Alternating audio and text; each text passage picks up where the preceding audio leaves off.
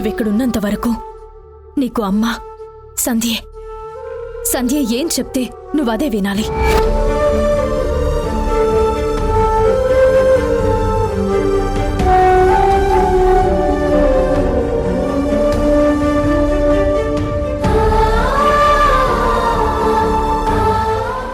అమ్మా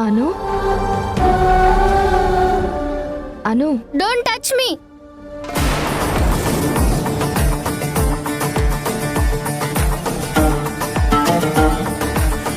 అంతా నీ వల్లే.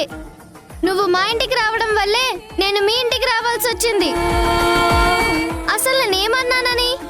మా ఫ్యామిలీ ఫంక్షన్ ఫోటోల్లో మా ఫ్యామిలీ మాత్రమే ఉండాలి అనుకున్నాను. తప్ప?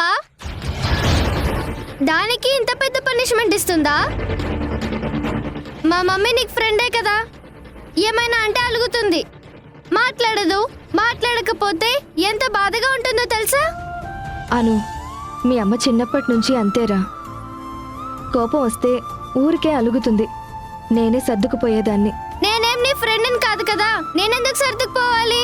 మరి అంత బాధపడుతున్న దానివి అక్కడే ఉండకుండా ఇక్కడికి ఎందుకు వచ్చావు?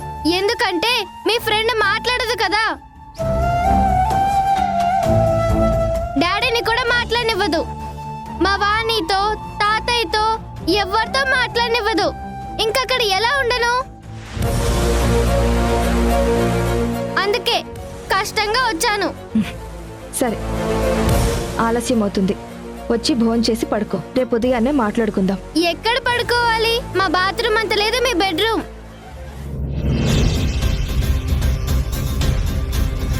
సంధ్య, ఈ పాపకి మొత్తం మీ ఫ్రెండ్ పోలికలే వచ్చాయి. వింధ్యలాగే మొండిగా మాట్లాడుతుంది. మీరు ఊరుకోండి. వింధ్య మరీ ఎప్పుడు ఇలా మాట్లాడలేదు. వదినా, మీకు వింధ్య వదిన పెద్ద టాస్కే ఇచ్చింది.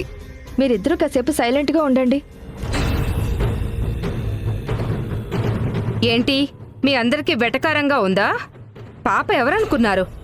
వాణిగారి మనవరాలు, అమెరికాలో పెరిగొచ్చిన అమ్మాయి. చిటిక వేస్తే ఇంట్లో పని వాళ్ళొస్తారు. ఇల్లంతా ఏసీలుంటాయి. అలాంటి అమ్మాయిని మన ఇంట్లో ఉండమంటే ఎలా ఉంటుంది?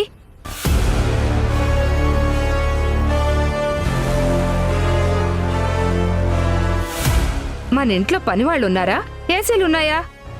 ఏమున్నాయి చెప్పండి.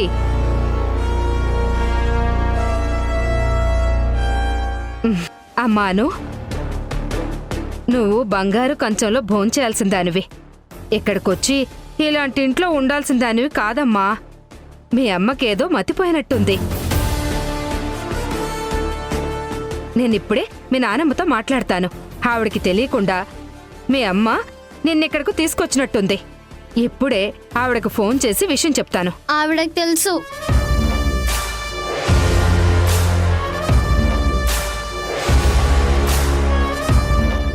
తెలుసా?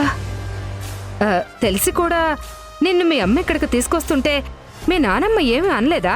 మా మమ్మీ మా వాణిని కూడా ఎమోషనల్ గా లాక్ చేసింది. వచ్చిన దగ్గర నుంచి నాకు ఉక్కపోస్తుంది. ఈ ఇంట్లో ఉండలేకపోతున్నాను. కనీసం ఈ ఇంట్లో సెంట్రల్ ఏసీ కూడా లేదు. ఈ ఇంట్లో నేను ఎలా ఉండాలి? ఉండాలమ్మా. జీవితంలో అన్నీ మనకి అనుకూలంగా ఉండవు. ఎండాకాలం వస్తే ఎండకి, వానాకాలం వస్తే వానకి, చలికాలం వస్తే చలికి అడ్జస్ట్ అవ్వాల్సిందే. లైఫ్ అంటేనే అడ్జస్ట్ అవ్వడం. నువ్వు అవ్వు, నేనెందుకు అవ్వాలి? తప్పమ్మా. నువ్వు అన్న మాట అనకూడదు, అమ్మా అనాలి. నిన్నెందుకు అమ్మా అనాలి? నువ్వేమన్నా మా అమ్మవా? అవును, నేనే మీ అమ్మని.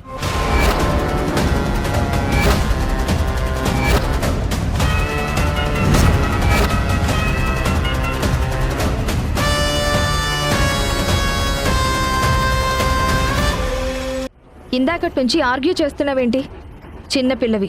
పెద్దవాళ్ల ముందు ఇలా మాట్లాడకూడదు. నిన్ను నవమాసాలు మోసిన తల్లిని నేనే.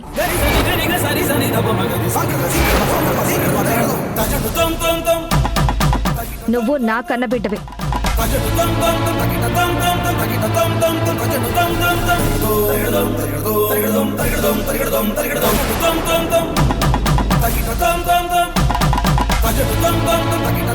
అమ్మగా చెప్తున్నాను, నేను చెప్పింది నువ్వు వినాలి.